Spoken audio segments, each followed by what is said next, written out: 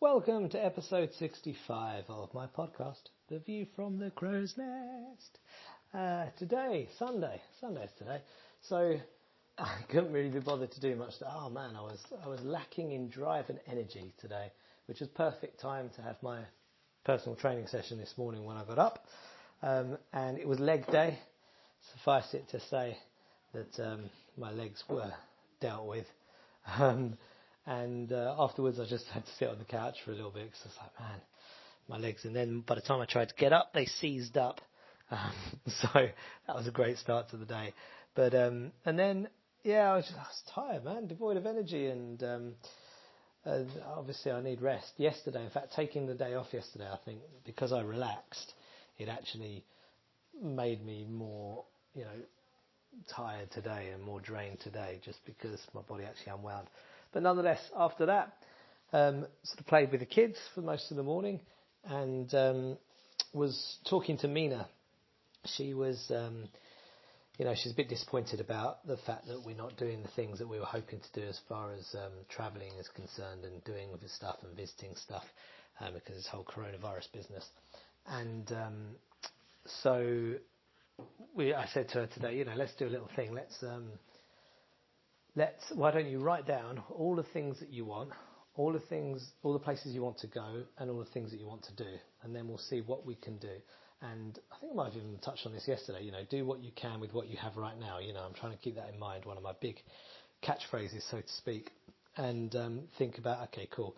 Well, we want to do, we want to do camping or something, and Ischia in August, September is not the best time for camping, not the best place for camping, and Mina really wants to go camping, but it's like, okay, what can we do? And so she was talking about sort of outdoor stuff. It didn't help that I just started reading a book yesterday that was kind of 100 family adventures, and most of them are outdoors, and most of them are very English focused or British focused adventures. But nonetheless, yes, she made a little list, and this made her quite a bit happier to kind of start taking action. And actually, this is something that Simona and I had discussed before, that we wanted all the family to be able to kind of write stuff down, and then we plan our travels accordingly to what people want to do and find places to do them. So an extreme example will obviously be, if you wanted to go skiing or snowboarding, then Ischia isn't the right place, and certainly Ischia in the summer isn't the right place. So if you decide on the activity you want to do, then decide on the place that you need to go to in order to do it. Is kind of our plan. And one thing that I've been poor on, I'm not chastising myself, but one thing I've been poor on is I haven't really been very outdoorsy with the kids. They grew up in the centre of London. Well, grew up, Mina's 7 now, 7.5, but, they were born in Chelsea in the centre of London. Our flat was in zone 2 or something. So we're right in the centre of London, right by the Thames. Thankfully, we had the beautiful Batsy Park, which I think is the nicest park in London, literally right next to us. So they spent a lot of time in the park, which was great, but it's a very manicured park, very not outdoorsy. And I'm a bit of a, I like my comforts, I like my luxuries, and I don't really like creepy crawlies, and I don't like getting my hands dirty. And I was thinking, I've thought this before, but I was thinking also recently, having the day off yesterday, helps to get a bit of distance and thinking about stuff. And I was thinking, I really don't want to have the kids grow up, not suffering, that's far too strong a word, but not having such access to the experiences and the enjoyment of the great outdoors because we as parents haven't instilled that in them. Because I think for a lot of children, a lot of people, I think the people who grow up loving the outdoors and spending a lot of time outdoors is because they grew up outdoors. Their parents took them on hikes or camping or whatever. And I thought, I really want to, and to be fair, part of the whole world schooling was so that we were having these experiences with the kids, not just indoor or, attraction experiences, places to visit and whatnot, but actually outdoor experiences. And part of the reason for Sim and I having a personal trainer and trying to get in shape is because, to do a lot of these things, to do these amazing things, learn new skills like rafting or skiing, which we've never done, or snowboarding, which we've never done. You want to have a bit of fitness to be able to do it, certainly to be able to keep up with the kids. And part of our plan is to kind of base our travels, as I said earlier, around learning new skills and then having fun doing it. Like, I really want to, at some point in my life, go on a horse riding trek. I know in Mongolia or in Montana, I don't know, but it seems like something would be awesome. And I've never ridden a horse in my life. So that would be one thing that we do. We find a place, we spend a month or two or whatever and do what we can. Same with skiing and snowboarding. And so bringing it back to now, this was what we've discussed, this is what we've talked about. But obviously we're here on Ischia, and it's a case of, well, okay, we're not going to be doing those adventures in the next few months, but how can we bring those adventures closer to home? So Mina made a list of things that she wants, and I was looking on Amazon to buy them today and thinking about how to instill them. So she wants to go camping and do all this stuff. So I said, well, look, we can start learning some of those outdoor skills, and we can learn them together because I don't have them. But we can do them right here. So first of all, let's learn how to make a fire. That seems like a cool thing, and everybody loves fire. So she's got a decent magnifying glass. So I was thinking, well, there are multiple ways of making fire, magnifying glass being one of them. Another one being the classic rubbing of sticks, which I have actually done before, and it's really difficult. I managed to get a fire going, but it's really, really difficult.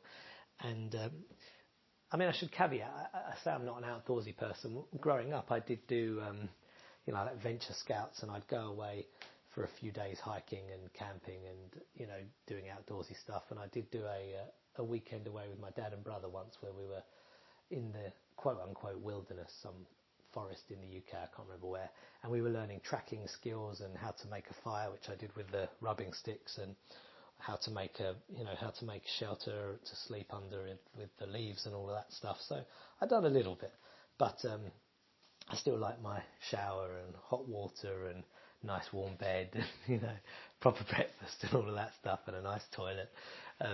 So I kind of need to move myself out of that zone a little bit. I love 5-star luxury, but also I should learn to embrace the wilderness a bit more. And in fact, when I was growing up, my family didn't have much money, so we, a lot of our holidays were camping holidays. So I've done a bit of it, but I digress. But yeah, so I thought, okay, so fire. So they're just also obviously striking rocks, like with flint and stuff. So I was having a look on Amazon, and you can buy a flint, or whatever they're called, like a striking to make spark kit. It's like £7 or whatever. And say the magnifying glass method and all of this stuff. So I thought, let's start with that. Let's get some of those things. A whittling knife with a rounded edge, a lock knife with a rounded edge that you can use to kind of cut wood to make, sticks and staffs and stuff. So I was looking at those kind of things because I want Mina and Leonardo to have more practical skills, certainly than I had when I was a child, and that I have now, so we can learn together. So that was really cool. Mina was getting really excited about that. We looked at a bunch of stuff, and I'll order it tomorrow, I think.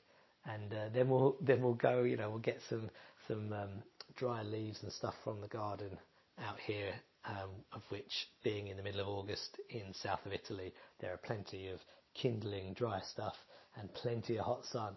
So I think the magnifying glass with sun will be probably one of the first things we'll try. Obviously, Amina, bless her, she's like, okay, but when we make fire, you have to make a space with nothing around it, and then you have to put rocks around it, and you need a bucket of water just in case on the hand, because safety first. I'm like, wow, man, she's so British. She's so my dad's granddaughter. So we will do all of those things, and maybe like take an old baking tray and put it out on the concrete outside and put some stuff in it and see if we can light a fire. So those little things to kind of bring the quote-unquote wilderness more towards us. And Ischia is a volcanic island, and the main kind of thrust of the island is Mount Epomeo, and it's not hugely tall, but you can walk up it and see 360 around the island, which is really cool. I've only done it once, about 10 years ago with Sim. And so now Mina's really keen to do that. She wants to do this hiking, outdoor stuff, and she wants a compass. And so I thought, even though it's completely unnecessary, I'll get her a compass and a proper orienteering map for Ischia, and then we can learn to do a bit of map reading and compassing to go up Epomeo. And then if that goes well, also with Leonardo, then Vesuvius is, only a couple of hours, a couple of hours away, an hour on the boat, and then a little bit of a drive or whatever around. And I've never been up it, and I've been coming here for 30, 40 times or something in the last 12 years, and I've still not been up it. And you see it from from my mother-in-law's flat. So that will be like the next day. So it's trying to plan stuff like that. And what that's given me personally is a different view, a different angle, and a different excitement to being in this area. And it's just a reminder to myself that it's, and to anybody who might be listening who wants to or needs this kind of reminder, that so often we are all, we're looking at the grass is greener on the other side in whatever capacity that is. We're looking at what's stopping us from doing something we wanted to do, whether it's coronavirus or this, that, or the other. And, you look at stuff and you think, oh, if only blah, blah, blah, blah, blah. And apart from being an entirely unconstructive mindset that is so, it's just negative and it brings you down, actually, there's so much opportunity and so much possibility to do stuff right in your own home or just outside your home or in the local area, etc., etc. So, it's just a reminder to get excited about what we've got here, wherever here is. And also, there are new skills that one can learn wherever they are. Wilderness and survival skills can be learned in the middle of a city. If you've got a little outdoor space where you can even have just even a disposable barbecue, then you can clear out the barbecue stuff or try and light it with, flint, or try and light it with a magnifying glass or whatever. Obviously, probably that's something you're more likely to do if you've got kids. But, nonetheless, it's just looking for those opportunities to do that stuff, wherever you are. So that was really my big takeaway from today. A reminder and, renewed excitement and interest in doing this stuff. And after that, of course, in the afternoon, I pulled my finger out and worked because there's loads to do for Audience Ninja. And then it got to 8 o'clock. I stopped working. I came in. Sim had already got the kids in bed. And I came in to read Mina some stories. And right now we just started, yesterday we just started Robin Hood. And I don't know which version this is. Well, I've never read Robin Hood. I kind of thought it was just almost like a fairy tale, a folk tale. And people just kind of made it up, which is a bit naive of me, probably a bit ignorant. So there probably is like an old school Robin Hood book that was written by somebody at some point. Anyhow, this is I can't remember what it is we're reading, but I think it's an Amazon Classics or something. It was a free download, but it seems pretty old. The language is very archaic English. It's all almost Shakespearean. Thou dost, thinketh thou, blah blah blah. When they're speaking, thankfully, when they're not speaking, it's more or less a bit more modern language. Still not totally modern, but a bit more modern. And surprisingly, Mina is loving it. And she's like, I really like this. I really like this story. This is really good. There's a good bit of humour in it. And so I encourage anybody, myself first and foremost, if you haven't read Robin Hood, have a look on Amazon, see Amazon Classics. And if you want to know who it is exactly, which version I'm reading, then hit me up on Twitter at Romeo Crow, and I will dig it out and find it. But it's really good. It's funny. If you haven't read it, you should do, because it's a classic. So that was another little revelation for today. And a last little revelation was my never-ending quest for getting equal or better results in less time. I was, geeking out trying to find some more hacks on the computer. I was thinking that I'm so used to working with 2 monitors and a mouse and a keyboard that even though I've now got a laptop as my computer, that's how I work. And the idea of, taking a laptop and, like yesterday we were by the pool all day, had a day off and we spent a day in a swimming pool. And the idea of having a laptop and sitting by the pool and, doing your work and stuff is very enticing. But for me, I'm like, I can't work on a laptop. I mean, one screen is really challenging, and plus no mouse. Touchpads are a pain in the arse. So, boom. However, I thought to myself, I've got to try and get myself out of that comfort zone of having to always have a nice desk and 2 monitors. Yes, I can work quicker, it's more efficient, but rather than waiting until I have to not use that setup, I thought, let me see if I can start training myself not to use that setup. So my first task was, let's see if I can start using keyboard shortcuts a lot more, like for everything that I can. So today was a keyboard shortcut learning day, learning keyboard shortcuts in, Google Sheets or what have you, in Windows, configuring it. And I discovered a real geekery thing in Windows today. I won't bore you too much, other than to say I use my downloads folder a hell of a lot. I'm always downloading stuff and then dragging it into conversations and sending it here and there and blah, blah, blah. And it's always really slow to have to open Windows File Explorer, then navigate to downloads and then find. And I found out that if you change the registry, it's actually very easy, but you do need to follow an instruction. Then you can make downloads folder your default view. So now I just have a Windows shortcut key, Windows and E, and bang, it's right there. Which sounds totally boring to most people, but honestly, that's going to save me. It already is saving me time. It's going to save me so much time. It's so much quicker than the old way. Plus, I don't have to use the mouse. So, today I was geeking out on these little things and trying to use the software, Windows, Edge, browser, etc. Try and get more out of it because it's got such functionality and we only scratch the surface. But underneath it, all that functionality, if you know how to use it, if you take the time to learn how to use it, saves you time. So that was my geekery lesson for today. And so ends my much longer than the last little ones have been podcast. That is The View from the Crow's Nest, and I thank you very much for joining me to view it.